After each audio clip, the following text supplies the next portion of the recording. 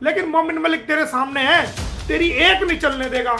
तेरे झूठ की लंका में आग लगा देगा ये मोमिन मलिक। हनुमान बनके, बजरंगी भाईजान बनके पूंछ में आग लगा के तेरी लंका को जला देगा। भारत में जितने भी आतंकवादी हमले हुए हैं वो सारे आतंकवादी कोई भी वीजा लेके भारत में नहीं आया। एक नंबर की बेशरम, बेहया, बेगैरत, तूने हमारे भारत की संस्कृति को बिल्कुल खराब कर दिया है और तेरा ठिकाना जेल है। कोर्ट में पेश होना नहीं एपी सिंह को, वहां जवाब देना नहीं, कानूनी जवाब देना नहीं। ए पूछोगे जड़ बताएगा, जड़ पूछोगे ए बताएगा। केस की बात करोगे तो प्रधानमंत्री जी पे चला जाएगा, प्रधानमंत्री जी। आप प्रधानमंत्री की बात करोगे तो जो ना वहां सीमा हैदर पे चला जाएगा। तो मतलब टोटल झूठ, हमेशा मुद्दे से हटके बात करना, टॉपिक से हटके बात करना।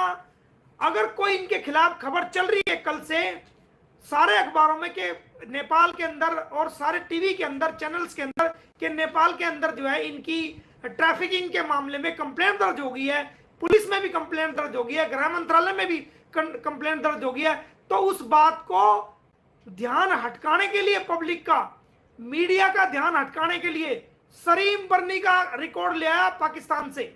इसको पता ही नहीं, वेरीफाई किया ही नहीं भाई कौन सा बर्नी है, ये सलीम बर्नी है या ये अंसार बर्नी है। ये तो सलीम बर्नी है।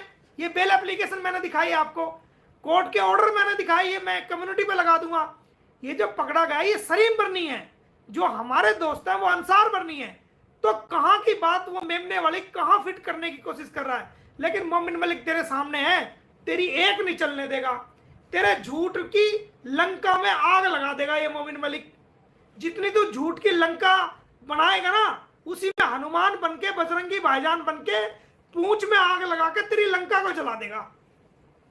तू लंका लगा, जितनी झूठ की लंका हो सकती है तू लंका बना। हम भी पूंछ में आग लेके आएंगे, राम जी के भक्त और बजरंगी भाईजान, और आपकी लंका में पूंछ से आग लगा देंगे।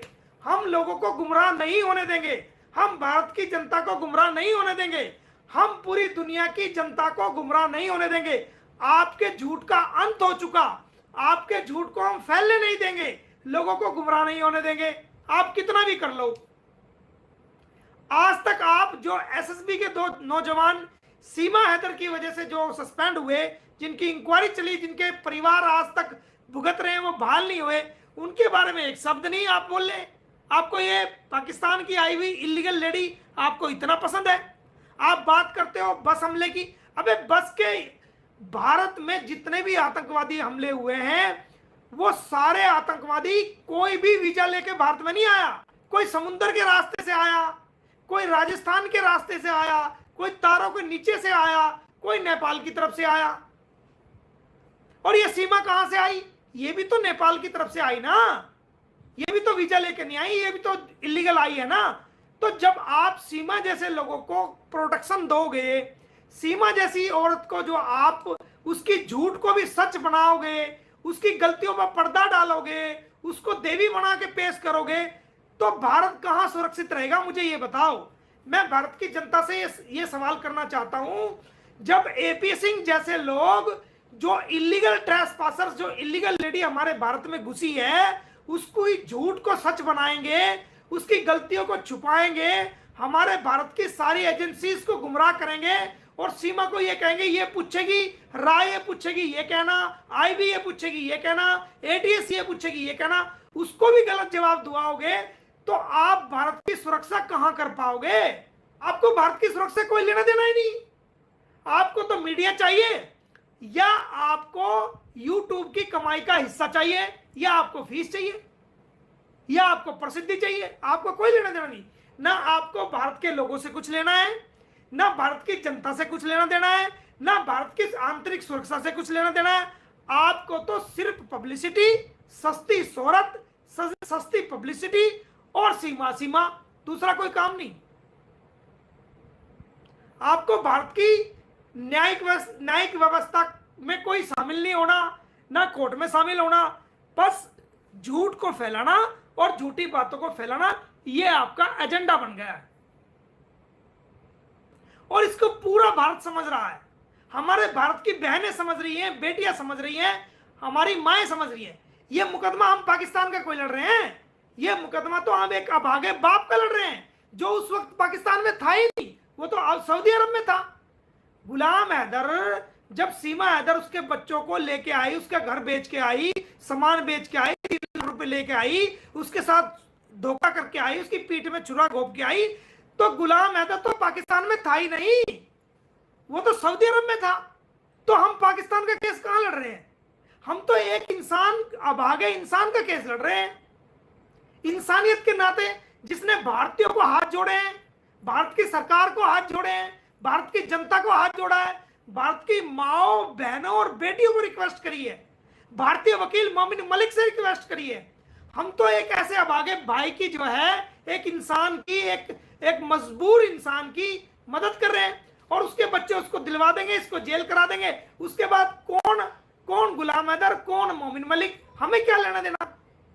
हमें किसी से उसके बाद कोई लेना देना नहीं भाई, हमें किसी से कोई भी लेना देना नहीं है। पानी लेके आओ भाई, ठंडा लेके आना, उसको बोल देना ठंडा देगा। तो कोई भी हमें लेना देना नहीं है भाई। तो ये एपी सिंह जो जवाब हम इस पे सवाल दागते हैं, इसकी हकीकत दिखाते हैं, उसका कोई जवाब नहीं देगा, ना सीमा जवाब देगी। अब ये कहती है कि ये कह रही है सीमा हैदर के पाकिस्तान में बच्चे आतंकवादी बनते हैं और भारत में वकील बनते हैं, भारत में ये बनते हैं, भारत में वो बनते हैं। अरे भाई, जो भारत में बनते हैं वो तो भारत के बच्चे हैं ना, तुझे उससे क्या लेना देना? हम वकील बनाए, चाहे डॉक्टर बनाए, चाहे कुछ भी बनाए। तेरा भाई, तू कह रही है भारत में बच्चे आतंकवादी बनते हैं, क्यों झूठ बोल रही है? बनते होंगे जहां बनते हो, तेरा परिवार तो आतंकवादी नहीं बना। अरे तेरा भाई तो पढ़ लिख के फौज में बड़ा ऑफिसर है।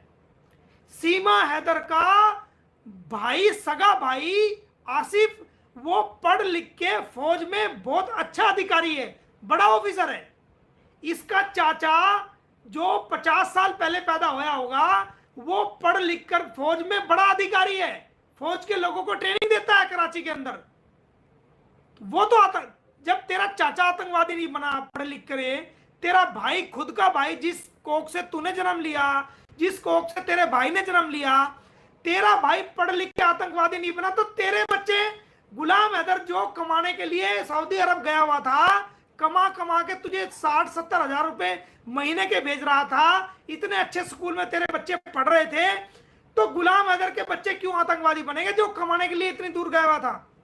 जब उनको वो पढ़ा रहा था, सहनाज पब्लिक स्कूल में उसको पढ़ा रहा था, कितने अच्छे स्कूल में वो पढ़ा रहा था। दूसरे क्लास में लाओ, दूसरे में। तो उनको पढ़ा रहा था। तेरा भाई आसिफ पढ़ लिख के तो जो फौज में अधिकारी बन गया, तेरा चाचा पढ़ लिख के फौज में अधिकारी बन गया। अगर बच्चे पाकिस्तान में आतंकवादी बनते थे तो तेरे परिवार के 2 लोग पढ़ लिख के फौज में कैसे आए? ये भारत की जनता तेरे से सवाल करती है। तेरा चाचा क्यों आतंकवादी नहीं बना? तेरा सगा भाई आसिफ क्यों आतंकवादी नहीं बना, जो तेरे बाप की औलाद है और उसी कोख से पैदा है? अब तू भारत की सहानुभूति लेने के लिए, भारत सरकार को गुमराह करने के लिए, भारत सरकार की एजेंसीज को गुमराह करने के लिए, भारत के लोगों को गुमराह करने के लिए झूठी प्रशंसा करके कह रही है कि वहां आतंकवादी बनते थे और यहां इंजीनियर बनेंगे। अरे आज तक 1 साल हो गया, तेरे बच्चों का एडमिशन तो हुआ नहीं।